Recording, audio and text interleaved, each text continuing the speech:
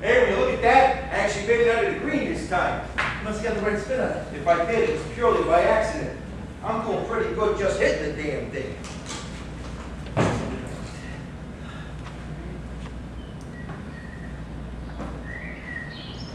Ooh, so close.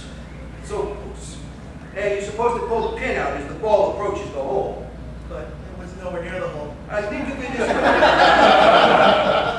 as encouraging the ball. Okay. Don't even worry about it. I could lay out a red carpet from here to the hole and the ball wouldn't get the idea. We'll try this again. You can pull the pin. Murphy approaches the hole, checking the green to see which way it rings. His caddy stands over his shoulder, eager to offer advice. His caddy stands over his shoulder, ready to offer advice. This is for the tournament. If Murphy makes this putt, he'll win $1 million. Cheering fans will carry him off on their shoulders, and his caddy will receive the biggest banana split he's ever seen. But sons of whore.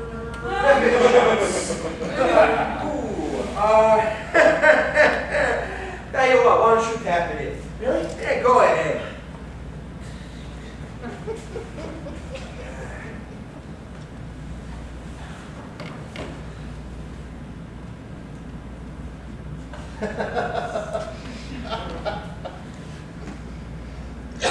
Sometime today would be nice.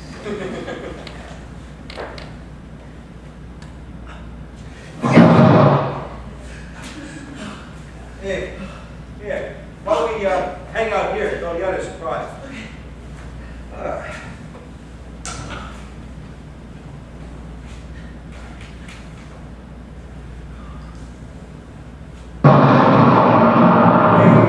Waving a metal club in this weather is not such a good idea. Come on. But, where's the metal shed? Let's try not to think about that. Hey, here comes Bradley, waving a club over his head. That's right, moron. Be a human lightning rod. There you go. That's not safe either, is it? You know, you're 12. You got more sense than these guys over here. Look at him. That's right. Wave a big sign over your head that says, "Strike me dead." Jeez, what a moron. You don't like Mr. Bradley, do you? What's to like? I don't know anybody who likes their boss. Then why do you play golf with him? Because he's my boss. So what did I get on this hole? Oh, you got 1, 2, 3, a 7. 7. Let me see that. You 3-putted, Daddy. I 2-putted. That one's yours. But you told me to. Yeah, forget about it. I was just kidding. I tell you what, give me an 8 on this hole. But you shot a 7. Yeah, but there's less chance of me beating Mr. Bradley if I get an 8. Wasn't that? I guess it's not exactly cheating. It's self-preservation. Mr. Bradley doesn't like to lose? Does the Pope wear a pointy hat? Besides, I've seen him go worse. Like what? Oh, like treating his personal slaves, his employees like personal slaves, like, oh yeah, firing a guy because he paid more than Bradley wanted for the property. Oh yeah, squeezing his own brother out of the business. Sounds like a mean guy. He is. But knowing what he can do to you, you throw your Cubs in the cart when he invites you to play golf, and here we are. I didn't even think you liked playing golf. I don't, but I like golf courses with all the trees, grass, you know, it's usually pretty quiet. Sort of like a cemetery. Yeah, only the holes aren't all filled in. Yeah, I get it. Wow, it's really coming down on it. Yeah. Put that on. Yeah. So,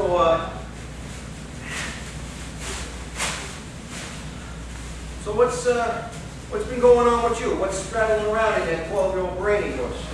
Oh, nothing major. You know, a couple more months, you're going to be 13.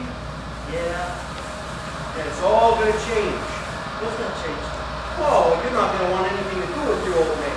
You're going to think I'm the biggest clod that ever walked the face of the earth. I'm not gonna think that. Oh, yes, you are. Oh, no, I'm not. Oh, yes, you are. Daddy! See? Right there. There it is. Tell couple days ago, you went out with some of your friends, and you wanted to ask me something, but you didn't call me Daddy like you've been doing since you could talk. You called me Dad. Now you have to look around to see who it was you called. Yeah, well, you see, It's okay, you don't have to explain, I understand. You know, you go out with your friends, and you probably thought that calling me Daddy would make you sound like a little kid. I'm sorry. You don't have to apologize. I started out calling my father Daddy too. But soon I got to be like your age and, you know, the usual attitude of teenage snottery. And, you know, Dad just seemed to fit. You know, after a while I couldn't take calling him Daddy anymore. Now, it was different with your grandma. I went from calling her Mama to Mom, and I didn't feel like I'd, I don't know, forsaken anything by calling her Mom. It was different with your dad, your grandpa. It was, I guess it's just that usual crap that fathers and sons put each other through.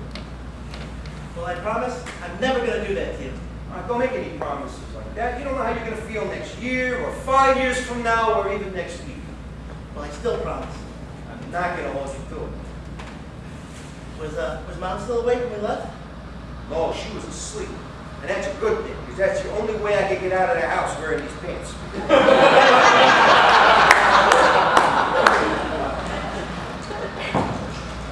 Think you can get a cart next time? This thing's getting heavy. All right, it's good exercise. It builds your muscles. Well, can we at least get one of those two-wheel things? It'd be a lot easier to pull it. Hey, I caddied for my dad, and I never had a cart. You caddy for Grandpa? Sure, a couple of times. No, but I'm surprised after that I didn't even come anywhere near a golf course.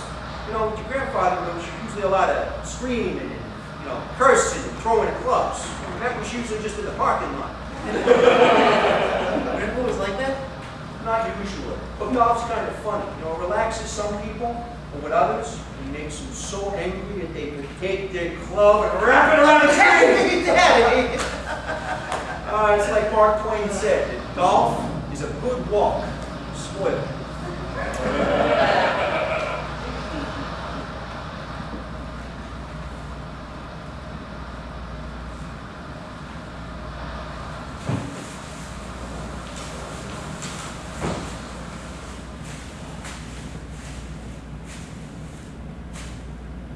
We never did this, did we?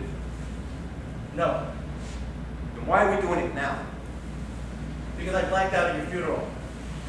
Right now I'm in an ambulance with an oxygen mask over my face, heading to God knows what hospital, and this is, I don't know, some kind of fever dream.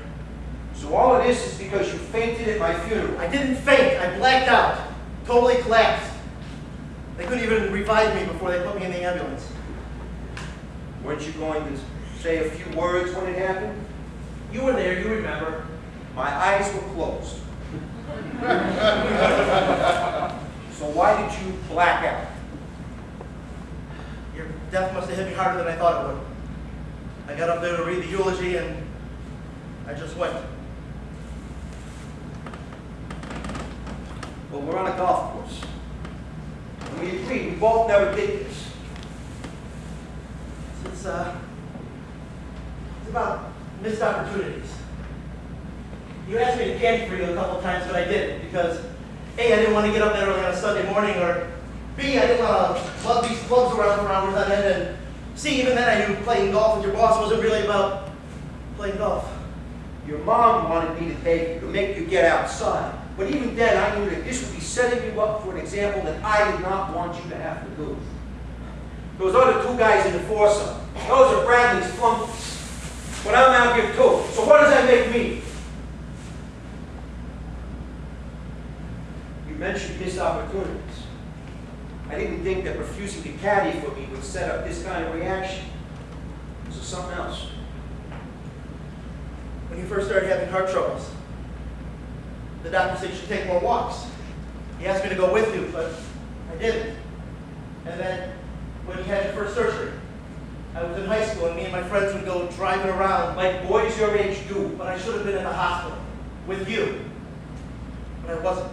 So this is guilt. It's not guilt.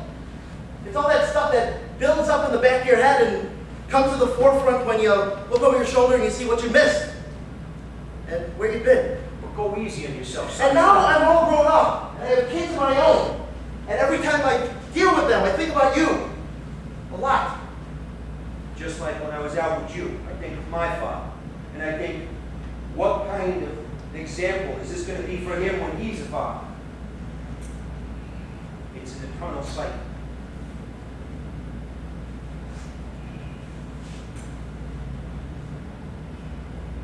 So what were you going to say?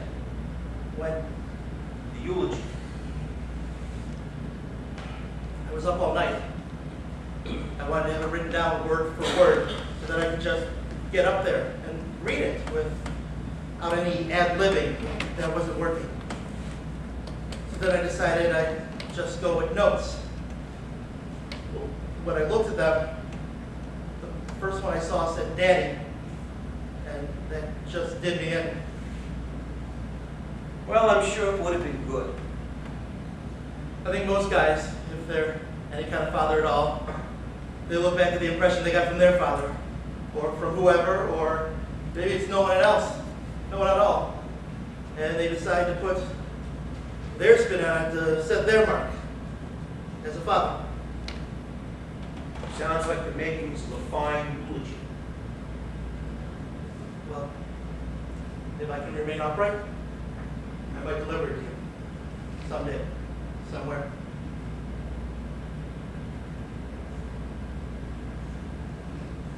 Everything started to fade. I must be waking up. Hey, will you look at that? The rain stopped.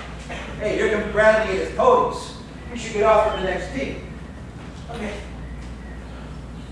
And I wouldn't worry too much about all of this. You're doing a hell of a job.